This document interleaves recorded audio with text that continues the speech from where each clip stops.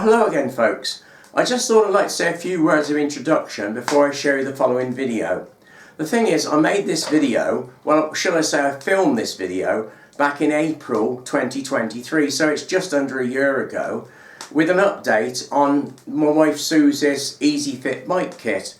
But I didn't get round to editing it, and then by the time I did get round to it, I found out that the Easifit bike kit company seems to have gone out of business, so I decided not to finish the video. It seemed a bit pointless. However, since then I changed my mind, because I thought, well, there are people out there who've got the kit and they might be interested to hear our experiences of it. And not only that, the people that actually make the kit, LVBU, are still manufacturing and selling the kit, albeit in an improved form. And it is sold by other retailers, and you'll find them on the internet if you do a search. If you just search for Easifit bike kit, you'll probably find it. The thing is, a lot of people had bought the kit and they found that when they tried to get help, the people Easifit bikes had just disappeared and wouldn't answer them. Their website's got under maintenance on it, and it's been like that now for several months. Their YouTube channel is still there, but all the videos have been removed, so it does appear that they've ceased to trade altogether. Anyway, without further ado, let's get on with the video. Hello again. Well, it's about 18 months since my last video on the Easifit bike kit that I fitted to the wife's Door Super Galaxy cycle, and I thought it was about time I did an update on it just to let you know how we've been getting on with it. If you remember from the last video, if you watched it, which was number 5, conclusions, we had a problem with the wheel rim being too small, which blew the tyre off. You can find all about that in video number 5 if you're interested. Since we've had that, we fitted a new rim and a new tyre, it's been fine in that aspect. We've had no further problems. Now, Susie's done about 2,500 miles on the bike since it was fitted, so we've given it quite a good test before I commented. And we found the mileage is pretty good actually. In the official figures it's stated you get 20 to 30 miles. Now of course it depends on how much you're using the pedal assist. Now the way Susie's using it is generally she has it on around about 10% most of the time, but if she goes up a hill she'll increase it, and if it's a really steep hill she'll put it up to maximum. But we found that we can do easily about 43-44 miles before the battery starts to run down. We've done several rides of 43 miles on one battery, which is a lot more than it's stated in the official figures that you can do, which isn't bad really. So you know, it's quite good in that aspect. It certainly helps Susie along. I don't think, she said that she wouldn't cycle now if it wasn't for this kit, so it has made a big difference to her. And the main problem now is that I have a job keeping up with her. She keeps telling me that I should buy a kit and fit on my bike. The problem with that is that if I do that, then I should be in front of her all the time. She'll be struggling to keep up with me probably, because that's what used to happen before she had the kit fitted. So I'm a bit dubious at the moment of having one myself. Anyway, to get to the point, it does good mileage, I think, for what they state it should do. We found it does quite a bit more actually. It has got a few quirks on it. We found a few problems with the controller issue. When I say problems, it's not a main thing. It's a bit quirky, shall I say. There have been a couple of occasions when it just won't work, and Susie's tried to operate the controls and nothing happens. And it's a simple matter then of turning the whole thing off. Like any computer gadget, you turn both off and turn it back on again, and hey presto, it works alright. There have been the odd occasions when the thing's decided to go on its own. I've noticed several times that she's been bombing along a road and I thought, hang on a minute, she's going pretty fast, I'm struggling to keep up, she's not even pedaling. And it has done that, it's taken over without her doing anything. It's been going on its own effectively, which isn't strictly right. It's not a problem, it's not an issue.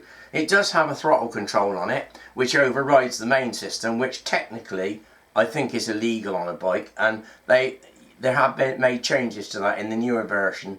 But overall it's fine, it's not particularly a problem. The only problem that Susie complains about quite often with this controller is that she says the buttons don't protrude enough, and she has a problem pressing them, especially in the winter when it's cold. She's got gloves on, she can't press those little buttons to increase or reduce the power rating, and she has to take her glove off, which is annoying, and she says they should stick out a bit more But then again, I suppose if they did, you'd accidentally press them, that's the reason. I don't find a problem with it, but she, going along, she says it's an issue. In fact, funny enough, I noticed that one of her gloves, she's cut the finger off one of the gloves off the ends, the tip of it, so she can feel the controller. But I imagine it's a bit cold on a frosty day, isn't it?